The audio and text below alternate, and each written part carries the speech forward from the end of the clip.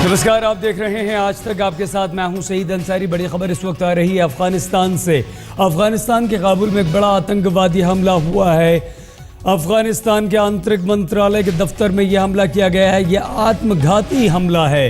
इस हमले में 15 लोगों के मारे जाने की खबर फिलहाल आ रही है। सूत्रों के अनुसार मारे गए लोगों में 4 विदेशी नागरिक भी शामिल हैं।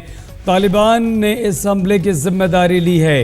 तो ये बड़ा हमला, और वो भी अफगानिस्तान में और काबुल में ये जो हमला हुआ है वो आंतरिक मंत्रालय के दफ्तर पर यह हमला किया गया। मतलब ये कि तालिबान ने आंतरिक मंत्रालय के दफ्तर पर हमला करके ये जता दिया है कि वो कहीं भी हमला कर सकता है।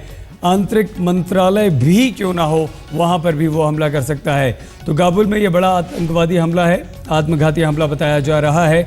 दफ्तर के अंदर घुस के ब्लास्ट किया गया है और 15 लोगों के हमले में मौत की खबर अभी तक आ रही है। 4 विदेशी लोगों के मारे जाने की खबर आ रही है। 4 विदेशी नागरिक जो हैं ये किस देश के हैं, इस बारे में अभी कोई जानकारी नहीं मिल पाई है।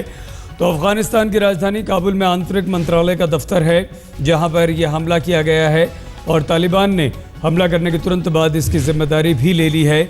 आतंकवादियों ने राजधानी काबुल स्थित आंतरिक मंत्रालय के दफ्तर पर यह हमला किया है। 15 लोगों के मारे जाने की खबर आ रही है। 4 विदेशी लोग हैं। बड़ा हमला ये था, एक ऐसा हमला जिसमें पूरा दफ्तर जो था उसे नुकसान पहुंचाने की कोशिश की गई थी। गौरव सावंत हमारे संवाददाता इस वक्त हमारे साथ जुड़ चुके हैं। गौरव, तालिबान अब आंतरिक मंत्रालय के दफ्तर पर यह हमला करके क्या संदेश देना चाहता है, क्या जताना चाहता है, किस तरह का यह हमला है, कितना नुकसान यहाँ पर हुआ है? गौरव, सही, ये एक आत्मघाती हमला है। तालिबान ने इसे कराया है और इसमें जो प्रारंभिक जानकारी है उसके मुताबिक 3 विदेशी नागरिकों समेत 15 लोगों की इसमें मौत हुई है। और ये जो आंकड़ा है ये बढ़ भी सकता है, डर इस बात का है। एक आत्मघाती दस्ता था, बम विस्फोट हुआ है एक बड़ा। आंतरिक मंत्रालय के कार्यालय में दफ्तर हुआ है। अगर आप इसे देखें तो पिछले चंद दिनों में कई इस तरह के सिलसिलेवार हमले हुए हैं। काबुल के हवाई अड्डे पर हमला हुआ है, उसमें करीब 5 आतंकवादी थे, उसमें कई लोग मारे गए थे।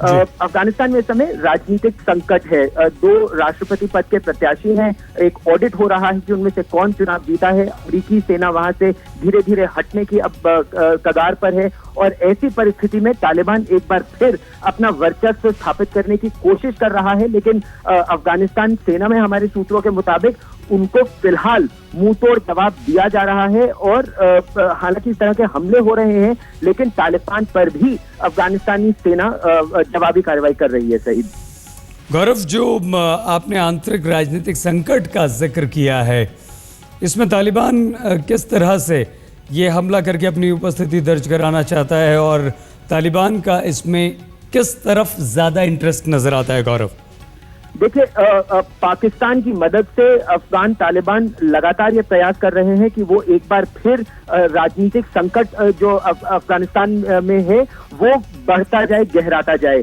लेकिन अमेरिका ने ये कहा है कि अगर राष्ट्रपति पद के जो दोनों प्रत्याशी हैं, अब्दुल्ला साहब और गनी साहब, अगर वो जो ये आंतरिक ऑडिट हो रहा है, अगर वो ऑडिट की इस रिपोर्ट को मान जाते हैं, इसमें करीब 15 दिन और लगेंगे, तब ये पहली बार होगा जब एक डेमोक्रेटिक ट्रांजिशन होगा सत्ता का एक प्रजातांत्रिक ढंग से। लेकिन ऐसी परिस्थिति में ये बात तो मानना होगा कि इतने वर्षों के बाद भी अमेरिका पूरी तरह से ISAF, international security assistance force, पूरी तरह से अफगानिस्तान पर तालिबान पर कब्जा नहीं कर पाए हैं। अभी ये कहा जा रहा है कि जो 15 लोग मारे गए हैं, उनमें से जो 4 की हम बात करें, उनमें से 3 विदेशी थे। ये एंटी नारकोटिक्स पुलिस है, और उस पर यह हमला हुआ था क्योंकि तालिबान को एक बहुत बड़ी मदद नारकोटिक्स से आए, ड्रग्स से आए पैसे से मिलती है। सही।